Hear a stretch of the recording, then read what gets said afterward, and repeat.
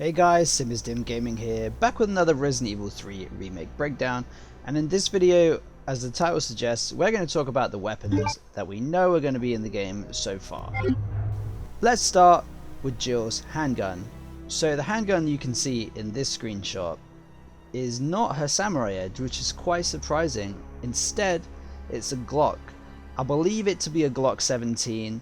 Judging by the fact that it's set in 1998, it'll either be a Gen 2 or a Gen 3 Glock, because the Gen 2 Glock came out in the early 90s and the Gen 3 was released around 1998.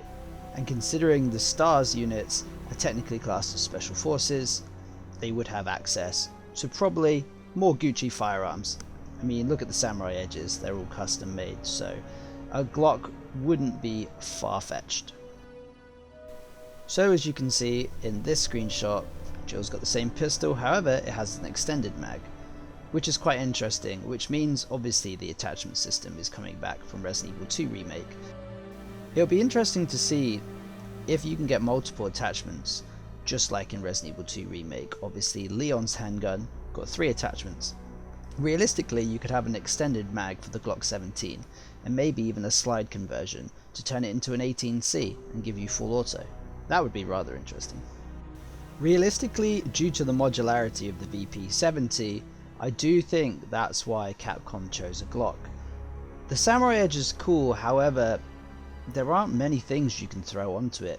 Maybe a weapon light, but in a survival horror game like Resident Evil, I don't think that would be feasible.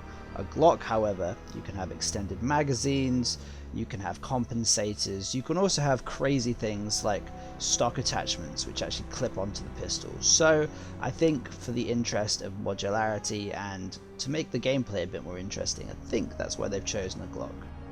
So moving on from the pistol, here's a screenshot of Jill with the shotgun. Now the shotgun is definitely a different shotgun from Resident Evil 2 Remake, which I'm glad about. It actually is the same style shotgun from the original game.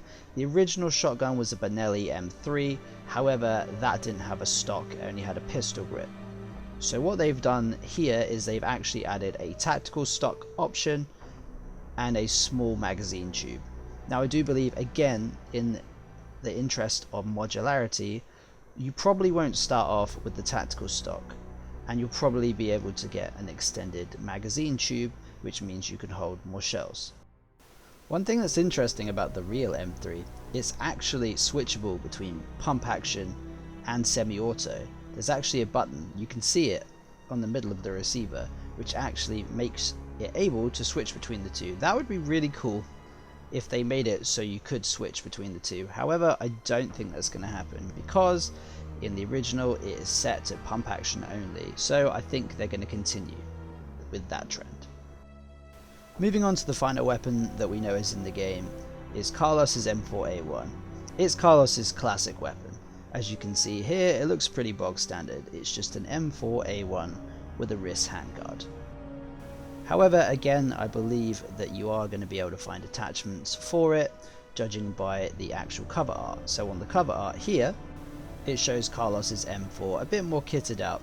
It's got a Knight's Armament foregrip on it and an M2 aim point, so that is what makes me believe you're going to be able to play as Carlos for longer than just the hospital section, and I'm really hoping for that, because Carlos is a great character which I feel didn't get enough development in the original game. So I broke down what we have so far. They are literally the 3 weapons that we have seen so far. Let me know what you think. Let me know also if you think they're going to add more classic weapons like the grenade launcher and the classic Magnum from Resident Evil 3, or if you think we're going to get more new weapons, and what you would like to see. Personally, I'd like to see the Desert Eagle come back from Resident Evil 2 Remake, because that was awesome.